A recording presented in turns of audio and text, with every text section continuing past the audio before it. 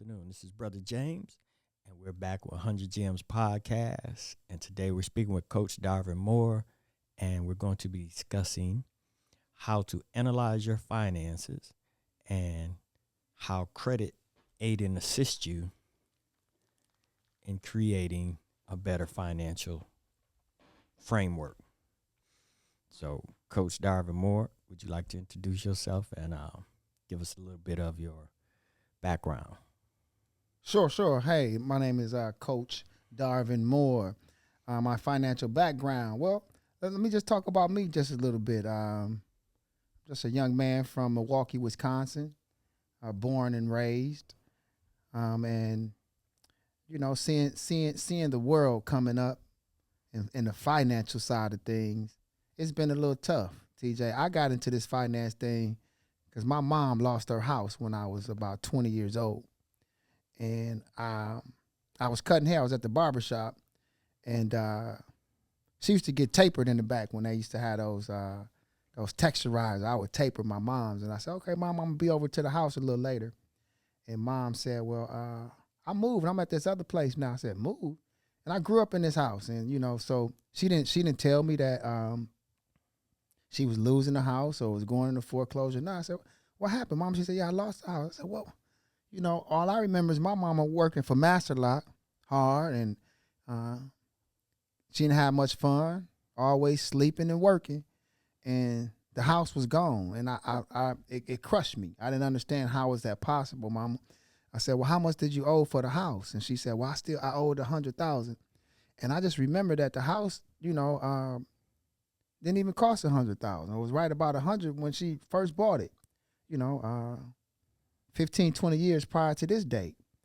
And so that was my wake-up call. Moms, first, you've been there this long. You've been working real hard to pay for it, and now it's gone, and there's no benefit, and you owe just as much as you owed from the beginning. And so that was kind of a test for me, that was the beginning of me in trying to understand really how this worked. And from that day on, I just, I really started studying because, I didn't want my mom to lose the house. She lost it, and I learned that this is not an easy game if you don't understand it. I learned that, most of us don't understand how credit works. Most of us don't look at interest rates or the bottom line. We don't, when we get stressed, we don't exercise all the resources and strategies that's available to us. And so I guess that's my background, but I was a barber, man, for from the age 17 to about 32. And I had a barbershop, clothing stores, and I would have people come in and buy merchandise. And I wanted to scale up as well during this time. And so I would go to the bank and ask the bank for money because I wanted to scale up. And the bank would always say, "No, not today. You come back and see us." And so they gave me misinformation and said, "Go pay this off and that off and come back and see me." And I did what the banker asked me to do. And come to find out, I still couldn't get the money, right? So I had to learn what it takes to be bankable. I had to learn what it takes to be credible so that we can move to the next level. I really needed it because I would borrow money from my uncle, and may he rest in heaven. And his interest rates wasn't nothing like the banks. He was a lot higher than the banks, Mr. James. But I needed it. My uncle would borrow me $10,000, and he would probably want 14 to 15 back. Not in some years. He would want that back in some months. So that was a whole different thing. They called him a loan shark, right? So that's where I come from, and I hope that's a good base for you, TJ. That's a great base. And as you started to study financial analyzing and getting a clearer understanding, how has that propelled you now, as we like to call you, as Coach Darvin, and more of a financial analyst, a credit specialist, a credit analyst in that aspect? How did that, studying that aspect of your mom losing the house, the interest rate from your uncle and his doing business, how did that help you and propel you to now today when you're looking at different credit reports and people finances? Well, I'm gonna say this. I thought I was a smart guy. Like I thought that I did good in school. I was very popular, and I thought I understood a lot. I thought I was, for lack of better words, a hustler too. I would sell clothes and sell merchandise, and I thought I did pretty good there. But what I realized is that, like I said, the banker gave me information, and the information wasn't the right information. So what I realized is that it's key information that's needed. It's key steps. It's blueprints to really how this works. And a lot of people don't understand those foundational steps or blueprints. And so I had to take the initiative as the coach to be able to now talk to a person in a way where I can get inside enough to figure out, or help them figure out, that something is wrong. Help them figure out that what you thought you knew is not that. And so, so I have to pry and I have to talk a certain way. And so that's what I've learned with us. Because, with our finances, we're very, very protective. A lot of people don't talk about finances. They say only about 4% of families talk about finances. So we don't know how money works. And ain't nobody telling us. Okay. How important do you think it is to have, let's say, a monthly budget meeting amongst the family, or probably bringing back some classes? Like when I was in school, we had finance classes. We had home economic that dealt with creating budgets around your house. How important do you think that would be to bring back some form of financial literacy? Because I think a lot of people, this is very adult conversation. I think a lot of people are financial illiterate, thinking they really know money because they got money. Yeah, well, that's true. I think that the first question is about having that monthly budget in that monthly meeting. I think that's key because it's the foundation. It's the calisthenics. It's the push-ups. It's that's what that monthly budget is. You paying attention to the field. So I think first off that's very important. When I used to do my lecture called "Plant Your Financial Seed," I used to encourage people that after this class you're gonna know so much that I'm deeming you to be head of family now. So we should have the family meetings, and people will say, "Okay, I'm having a family meeting, Coach. Can you kick off the first one for us?" And I will go to the houses and have the meetings. It could be 3 people, 7 people, and we start having that money conversation. So I think it's important. The budget is important. I used to think budget was for buzzards, right? But a budget it helps keep everything in perspective. So I think a budget is very important because how can you know if you're spending more than what you have without having a budget? You don't know. And you can't be making no money if you're spending more than what you're bringing in. Mm-hmm. So in that aspect, excuse me, how have you found that in that aspect of having those family meetings? How have you found that ego and pride plays a lot in our demise financially? That's a trick question. You already know. But we want to talk about it because we want to really start delving into what's causing our financial illiteracy, what's causing us to not want to undertake or understand our finances outside of the fact that we got fresh clothes, or not to point out your hat, but we got Off-White, we got new gym shoes, we roll in big body Benzes and all these other things that really depreciate in value. And we have no appreciation in money or understanding in money. So I really want to start dealing with the ego, the pride, the misinformation of that. Yeah. Well, I'll say this, that,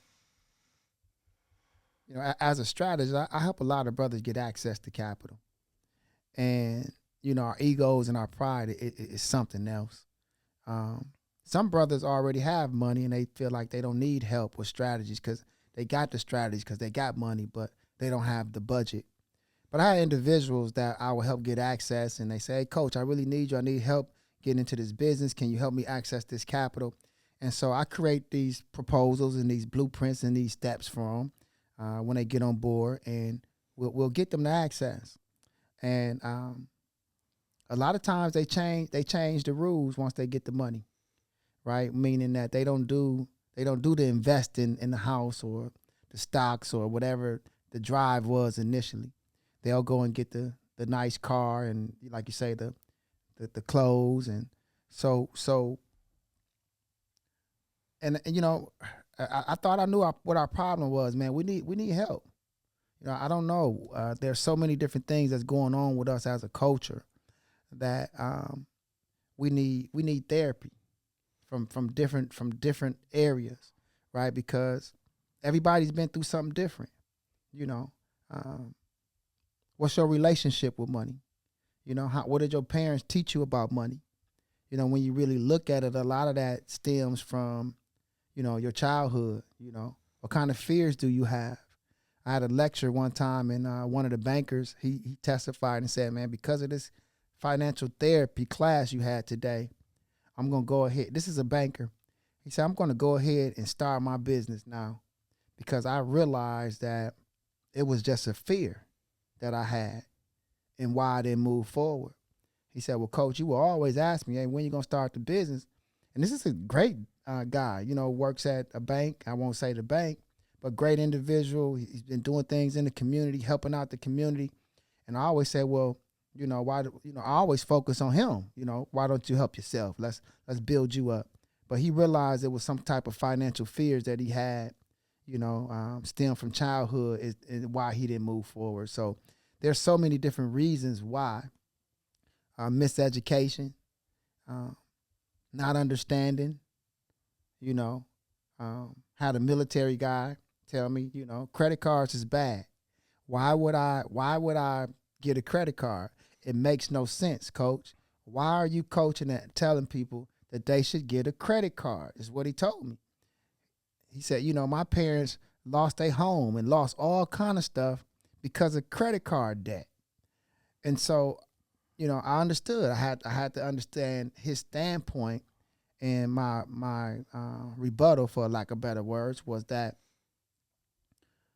we really supposed to use credit as a vehicle, as an investment vehicle, to invest in something, buy assets, something that's going to make you some money or pay the debt back with profit. Otherwise, we probably shouldn't use it. The other thing about credit cards that's one of the utmost importance is credit cards, first off, is a big chunk of your overall credit score. Your credit cards is 30% of your overall score when it comes to credit. So if you don't have a credit card, you won't have the best possible score. In addition to that, why credit cards is one of the best financial tools is because credit cards is the only financial tool, 95% of the time, the only financial tool that holds 0% interest. And so if we're talking about bottom line and strategy, then, and if we're carrying any kind of debt, then 0% should be part of our arsenal. Okay. So in that aspect, 0% should be part of our arsenal. Then when you have people that are debt heavy, a lot of more well-to-do people carry a lot of debt. They are very debt heavy.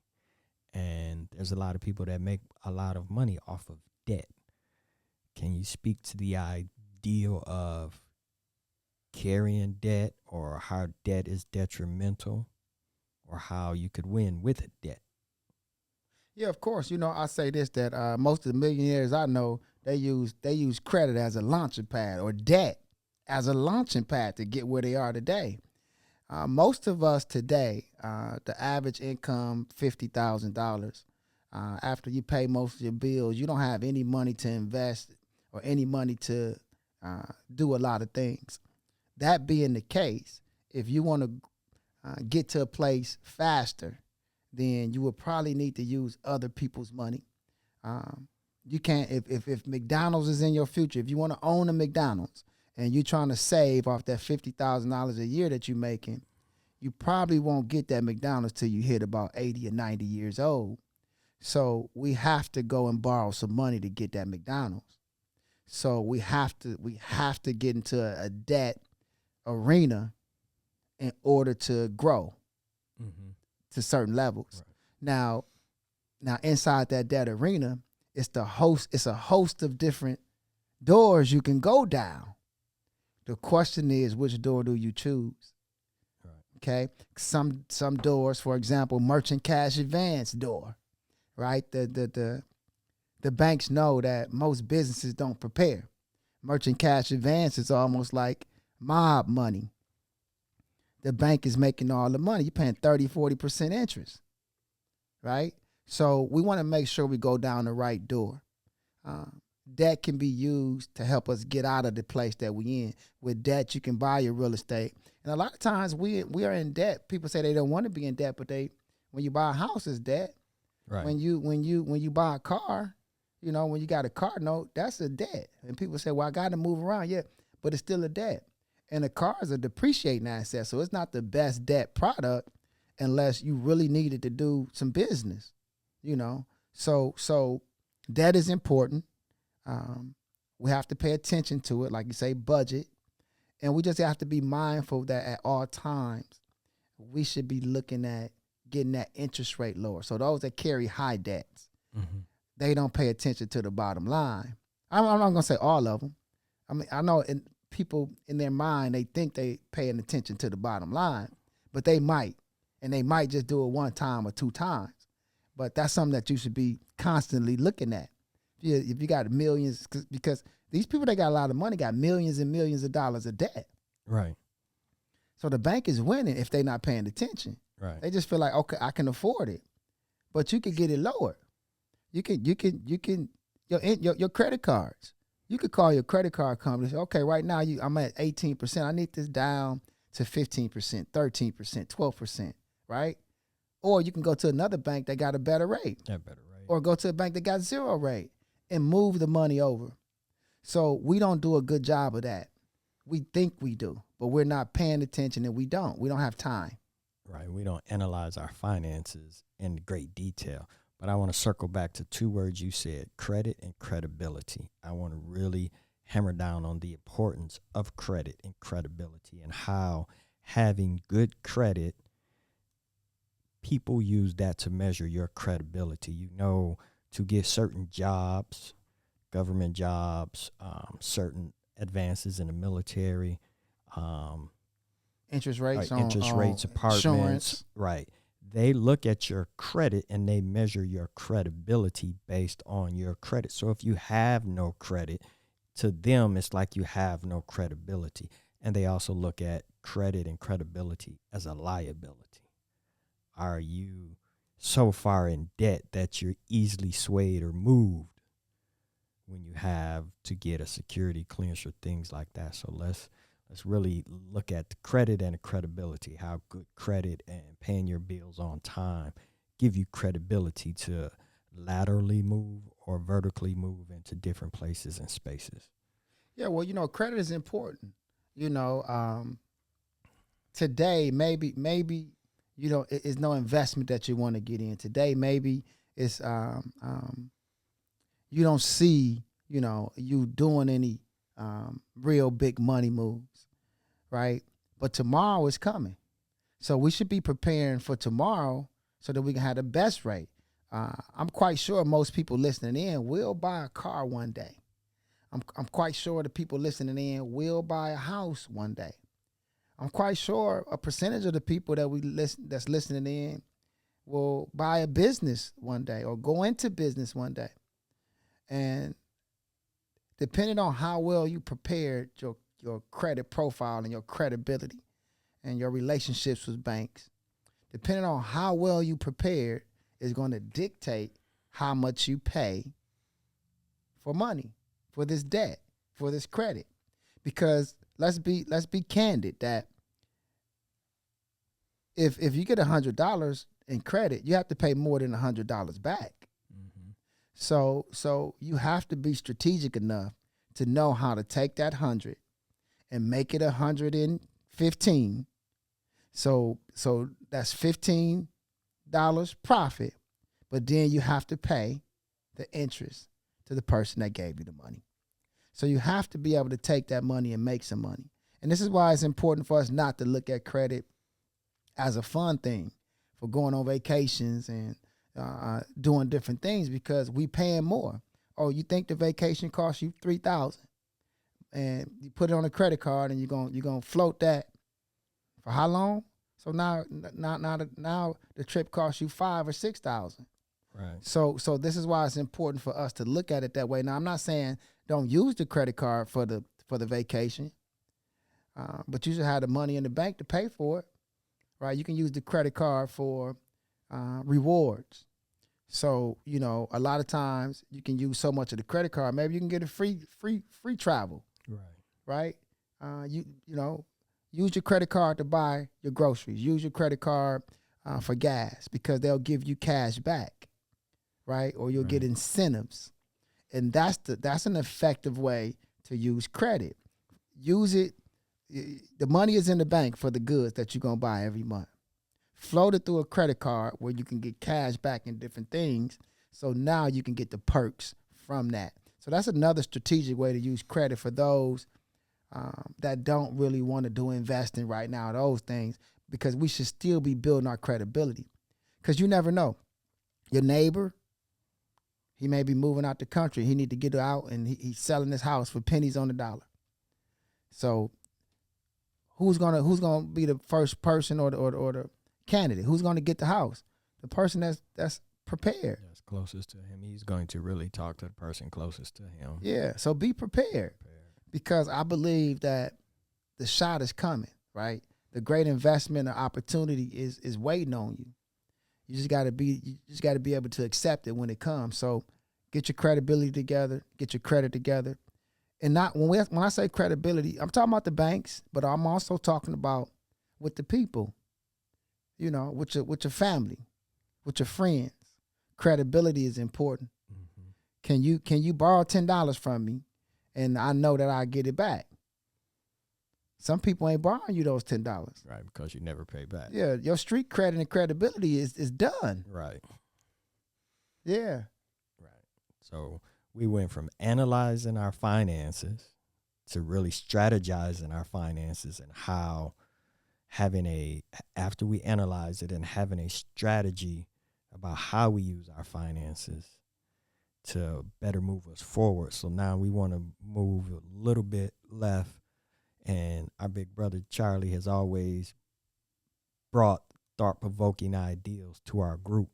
And here at 100 Gems, we have started using and bringing words forward to our lexicon of financial detox and financial therapy. So, we know detox is to remove something from us, or try to remove mucus or detox from a drug or something of that nature. So can we cover a bit of financial detox and how we could stop non-essential spending, review our reviewed budget, and come up with even more strategies by way of financially detoxing? Yeah, that's deep, the financial detox. Some people from a detox perspective, I'll say it this way. Some people need surgery, and some people might just need a pill, right? Everybody's in a different place. One of my daughters, she would go to Starbucks twice a day. So does she need a detox? Listen, you're spending $15 a day on some coffee. Right. And at the end of the month, everything ain't covered for you. How much is $15 a day, baby? Times 30. She looked at it, and she was surprised. She couldn't believe herself that she was paying $450 a month on coffee. That's enough coffee to last me about 8 months. And sometimes we just have to be able to identify with that, right? So guess what she did? She bought one of them red. It was a real nice, pretty red K-cup machine. Mm-hmm. It was less than $150. And the first time she bought enough coffee that lasts 2 months, 2 or 3 months. And it was less than the 1 month of her going to Starbucks. And she still had her Starbucks. She didn't go to Starbucks, but she got some Starbucks brand coffee K-cups. Okay. So sometimes, it takes a person to help people identify with little stuff, because it could be a combination of little things. Now, not only that, that's $4.50. All right. Now let's talk about Netflix and Hulu and the iTunes app, right? When you start looking at all of those things, a lot of us need detox and don't know it. Yeah, okay, coach. I'm one of the first students, and we're not gonna get on the iTunes. I need my iTunes. Yeah. And but I'm one of your first students from way about 15, 16 years ago.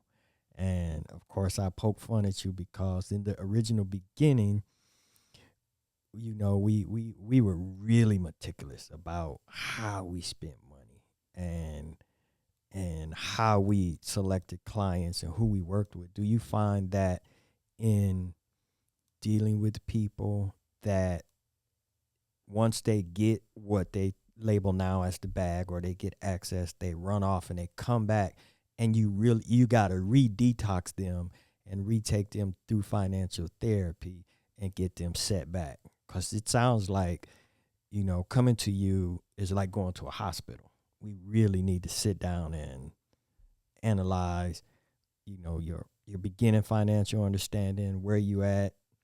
Is there, financial hurt from your parents or financial trauma from other people? Like you were saying, the soldier was saying no credit cards. His parents went whacked out on credit cards. Do you find that in those aspects of, you're more like a doctor? Yeah, financial doctor. That's right. Like I say, some of them need surgery, some of them need a pill. But no matter what, I think that everybody, we're supposed to get a checkup. Right. Right. So we always should be in at least in checkup frame of mind, because a doctor will find some things that most of us won't find. And so yeah, I think that's a great way to look at it as a doctor, because I'm looking at places that you wouldn't look. Mm-hmm. Right. I'm trained to find things that you may not want to find, or bring things up that you may know need to be brought up, but you ain't brought it up. So it's my job to identify with that and to help you through. And to answer the question about individuals, yes, so they would get this access and not get their financial checkups. Right. Because I think that a person should get a checkup every 3-4 months, right? Just a financial checkup. And so a lot of times in that time frame, it's a lot of things that they do. Right. A lot of different investments that they try to get into. And they don't have guidance because nobody's talking about money. Nobody's really letting them know which way to go. When I first started helping people get access to capital, I lost a lot of people. Well, I lost them from the aspect of they just spent their money. Mm-hmm. And they wasn't accountable for what they done. Excuse me. And a lot of them were in a worse situation than they were before I met them. So was it a good service just to get their money? Well, it was a service, but it didn't help them, TJ. Right. It didn't help them. And so yeah, and so now I'm more mindful when it comes to that. I ask more questions, and I try to have them write out what they're looking for. I also have them reverse engineer. What a year look like? What's your goals? Okay, so what is it working with me that you think I can help you with? And so you want to get into this business or do that and this? Okay, so what does a year look like?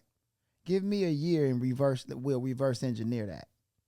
And that kind of helps them a lot. I've noticed that helps people a lot because most of us don't look past today or tomorrow. When it comes to real estate investing, people say, "Man, I just want to buy some properties and flip them and sell some," and that ain't no plan. Right. That's not a plan. You're gonna run crazy. How many properties you want to sell in a year, right? If you're going to sell them. If you're going to buy and sell, how many you want to sell, how many you want to buy and keep? Right. How much money you want to make in a year? Because that'll help us figure out the plan. Right. So now it sounds like we're getting more into the financial therapy, the psychological counseling on finances, Mm-hmm. because it sounds like with the lack of financial literacy, the lack of understanding of how money works, it seems like we're running around in the proverbial chicken with our heads off, and we just want some money, maybe because we never had money, or we seen some cute girl or some handsome guy that we want to impress financially, or we watch some TikTok and somebody got a new rapper got a new chain or something that has influenced us to go in debt and a misunderstanding of debt. So in the psychological counseling of financing, how often do you think people should come and sit down either with their family or someone like you know, or the programs we have here at 100 Gems? How often do you think, people should be in counseling and That's a good point. Well, I think that first off, you asked about, do I think that we should have these family meetings or these budgets, these monthly Right. budgets? So that's something that's monthly that we should be doing with the family, I believe. We should be in groups, different groups, so we could talk about money, so we know where it's at. We build our relationships at the same time if we do that, our credibility with individuals if we do that. Um, we should be always studying the new laws, the new products, and what's going on with the banks. So I think it is an ongoing thing. I don't think, but if you say how often, I would say at a minimum that a person should be looking at their finances and checking things on a monthly basis, learning some new things about finances and different financial products, just so they can be in the now, because banks change, programs change, interest rates change. So we should be in the know of that because it affects our bottom line. And not only that, like I said, building the relationships is important. So we should always be harnessing and building those relationships. Go see your banker, see what kind of products they got coming in the future. You don't got to be trying to get none right now. Go take them a donut or some coffee and have a conversation, because now you in the realm. So what you're saying is we should have a banker as our friend, That's right. a therapist as our friend, That's right. a money coach, Mm-hmm. someone that understands money, i.e. a banker, or someone like yourself, Coach Darvin Moore, that has a better understanding of money. We should have a lawyer and a doctor, general practitioner that could keep us physically healthy, so that we could better move forward with our lives and better understand what we're doing. Because it sounds like in our culture, specifically our culture, we're going to talk about African American, Black culture, Black American culture. We have got away, or we have been misguided with finances, because my grandparents never really talked about finances. I would believe I was a little young, but I don't think my great grandparents talked about finances. Well, I mean, it's something about money when it comes to us. I have clients that don't know what their husband or wife makes a year on the job, which is crazy. If my cousin went to the bank and he got a loan for his business for $100,000, it may have been no doc. It might have been low documentation. He got the loan, good for Cuzzo. Cuzzo ain't gonna tell you and me about that. He ain't gonna talk about the money because maybe we want to borrow something from Cuzzo. So he got this trauma, and it could be rightful trauma, that you don't tell nobody about your money because that ain't how that go. But how we gonna learn if we don't talk about it? So we have to build some platforms where money is openly discussed. Because if we don't talk, how do they know? They want to go bankrupt, man. People call me, want to go bankrupt for 5, 6, 7,000. Okay, there's nowhere in the world that somebody should go bankrupt owing just $5,000 or $6,000. Now, I know that sometimes they garnish your wages, and so we on tight budgets. We can't afford another $100 a week or a month coming out of our account. So I need to go bankrupt. It's not the best strategy. Right. Right. And, I know this ain't tip time, but I will say this about bankruptcy is that, if you're on 40, 50, 70, whatever that is, you got to always remember that in most cases, they'll negotiate that debt, 10 cents on a dollar, 20, 30%. So if it's 10,000, you really only going to be on 1,000 to 3,000. So is that worth going bankrupt? These are the questions we should have. Like, everybody's situation is different, right? Everybody has a different puzzle, TJ. Right. And so that's why we have to have the conversations, because maybe, when you listening to somebody else's issue, maybe it can help you with a part of yours. Because, like I say, everybody has different issues, different times in their life. Mm-hmm. How do we deal with it? So, one thing you said and one thing I do know is we're some of the most secretive people about our finances, but we also some of the most pocket watching, ego eye on another person's coin, that it's utterly confusing. We read Forbes, we know what new car Rick Ross got, we know what 50 Cent chain costs, we know how much money Stephen Curry make and things like that, but it's like we don't know nothing about our own money. I'm confused in that ideology within our culture that we know the latest shoes and how much they cost and what Balenciaga and what Louis Vuitton, but it's like we have no understanding of our finances, which entail us to be financially illiterate, but it also gives me an idea that maybe we are, have a mental illness when it comes to finances, whether it's an anxiety, a depression, or something of that nature. And I think the financial therapy, or just therapy in general, or financial detox, or a combination of both, would really help our culture move forward to a greater understanding of money, because everybody else's income and net worth and generational wealth has grown exponentially, except for ours. It's like we have flatlined and we're pretty much financially dead within our community. Is there a way you could speak to that and what we may need to do and how people can find you to better navigate or get them to a better position as they navigate and understand finances? Yeah, man, we got to, like I said, we got to have more talks, bring more resources to the people, have more open conversations. We need therapy. We got financial fears, we got financial trauma. We've been miseducated financially. We've been redlined, still being redlined today. So there are forces against us, but there are also ways around some of those forces to get to where we need to be. But we have to hold each other accountable. I think that's another thing. If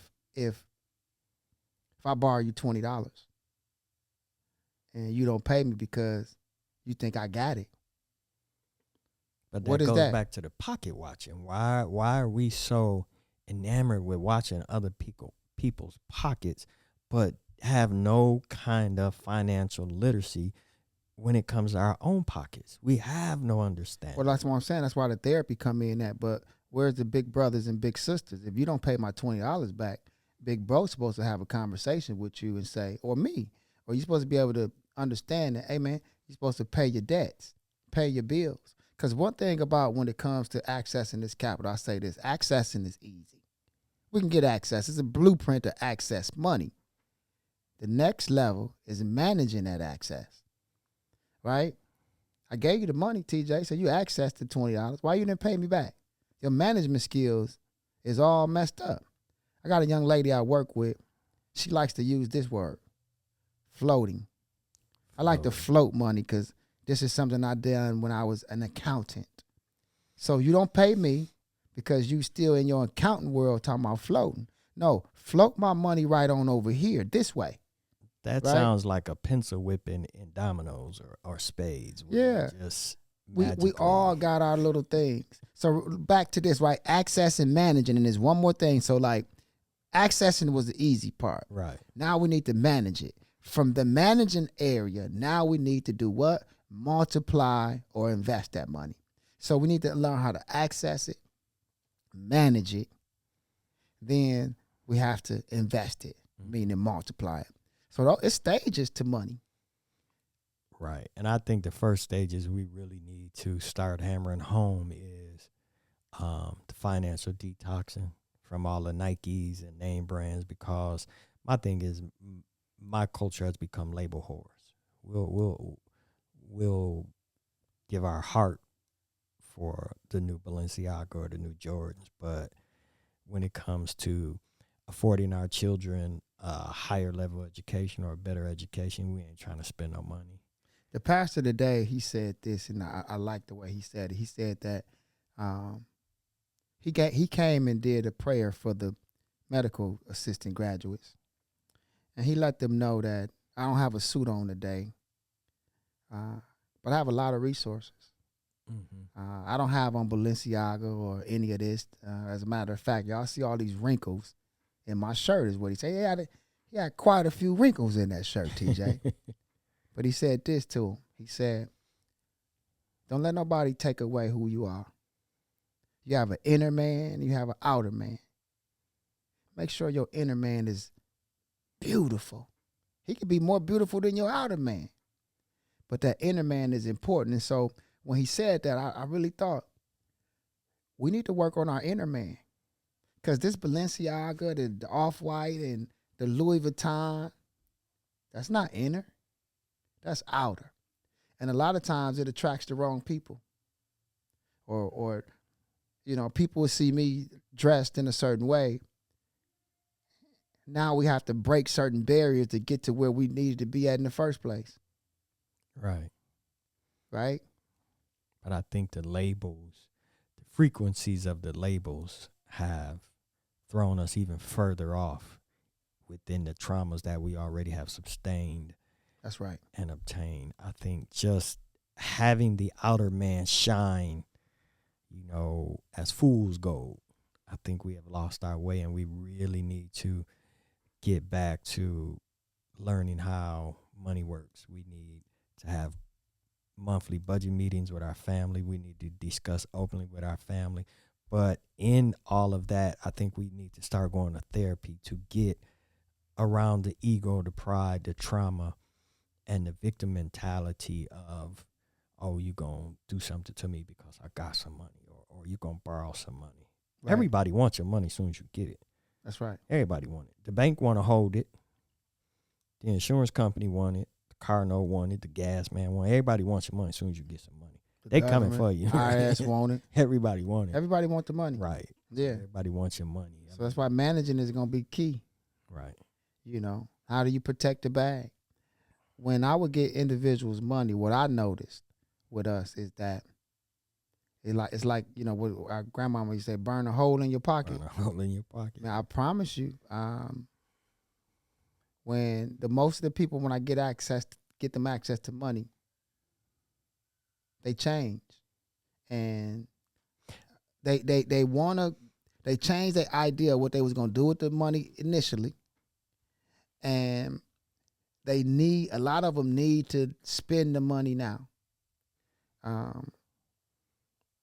And I got two feelings about that, right? Because you don't have to spend the money now if it's revolving money. Let me be clear. If it's a line of credit card, which is my one of my specialties, because we know when we go get a loan, I can help you get a loan. I'm not saying loans is not my specialty, but if you don't have a place for the loan to go, we don't need to get a loan, right?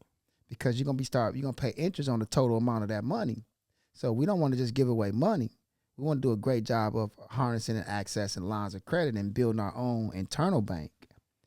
So a lot of times when I'm helping individuals build their own internal bank, they lose because for example, I get a person 50,000.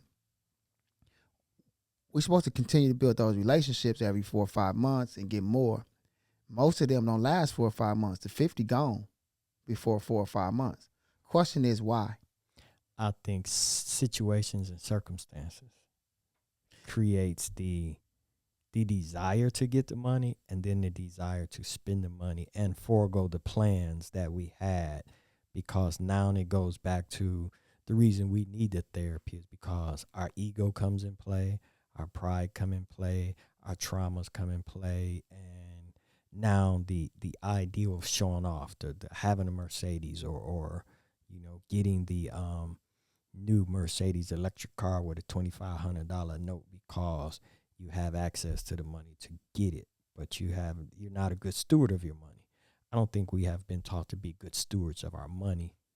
Yeah, I say this: if you don't have a plan for your money, then your money gonna have a plan for you. Oh yeah, That's so like if you don't have a place for it to go, it's gonna go somewhere. yeah, And most of the time, it ain't gonna go it's not gonna go in a place to your benefit. right. So, and money likes to be worked. That's what I teach my kids. Hey man, money like to be worked. Right. This $5. No, I don't want you to go to the store and buy potato chips and all that stuff. Take this $5, go work it, Right. make it work for you, and then maybe it's gonna bring you $7, $8 back. And maybe you could take $1 of that or $2 of that and go do it, but you still got the money. Right. Don't just let it disappear. Work it.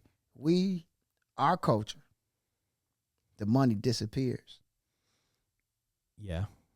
and we had nothing to show for it.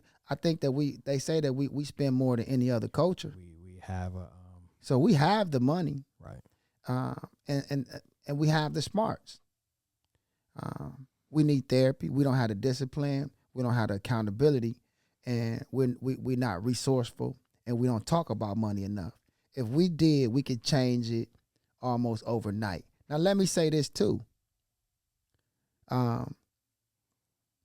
grandmama, she used to have a lot of, kids, like foster kids and things like that. She took care of a lot of people. I think that's why I think I'm trying to help the world or the people on this side of things. Right.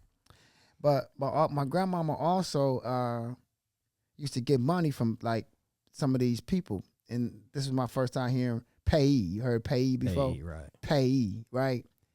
Hey, man, most of us walking around, man, and we need a payee. We need a pay. Yeah. No, I'm just being honest with you. Yeah. This ain't for everybody, Right. right? Everybody's not a doctor. Everybody's not a lawyer. Why are we just simply saying everybody should be able to control their own money? I think it should be a system built where it's certain people delegated. This is deep, TJ. I'm telling you right now. Mhm. I think this, if we could actualize this could work. We could be in a better place. And the banks know. This is why we don't talk about money. That's why everybody's individual. They got their own thing so that the bank could get all of the money. Right. But I still think in that aspect of having a payee or a financial manager or business manager, I still think we really need to hammer down on understanding money, because I've seen Most definitely. basketball players like Kevin Garnett lose millions of dollars. Somebody run off with millions of dollars. Bernie Madoff had a Ponzi scheme that's still reverberating 10, 15, 20 years later into the billions. NBA star Antoine Walker generated $100+ million just from NBA. Not sure about anything else, but just from the NBA. And by the time he was 33, we talking about 13, 14 years, he blew through $100 million and was writing bad checks. Now, I don't know who their money managers was, but they didn't really have a good understanding of finances.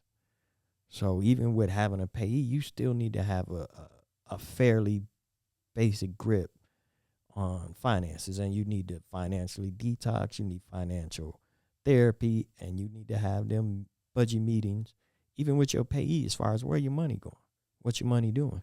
Yeah, because like even with our children, I think even with them, we're their guardian. But in a lot of cases, I think that we should be their payee / guardian parent up until they understand really how to make that make sense. First, we need to know how to make sense. I agree. We need to know how to make sense because, mama put that gas bill in your name. And don't pay it. Yeah. And now you get She it gonna start you becoming off. a She gonna debt, start you off her way. right. Right. You know. That's the Yeah. trauma. Yeah. But like I said, the matriarch, somebody has to really understand this and has the credibility of the family Mm-hmm. so that they can take things a little further than the average person can. Right. So how can people find you and gain access to you and your service so that they can get on the yellow brick road of financial literacy and understanding money? Yeah, so I can definitely be reached at thegchsite.com. My name is Coach Darvin Moore, so I'm on social media, Facebook, Instagram, and they could text the word help or plan to 414-344-5144. Repeat that again so they can understand, where they could text the word plan or help to get them a plan and some help and a little bit of financial therapy, financial detox, and learn how to get some money. Yeah, because it's important, man. We all need to get some money, right? So once again, you can text the word plan or help, and I might have said that number wrong, but it's 414-348-5144, right? Text the word plan, and me or somebody on my team will get back to you within 24 hours, and we'll figure out what it is that you need, because everybody's in a different place, and we'll get you there. Okay, this is Brother James and 100 Gems Podcast, and we're closing out with Coach Darvin Moore, and let's get an understanding of some money so that we can really get a grip on how to build generational wealth and just basic financial understanding, so we are not illiterate about the money and properly secure the bag. And we gone. It's the coach. Peace.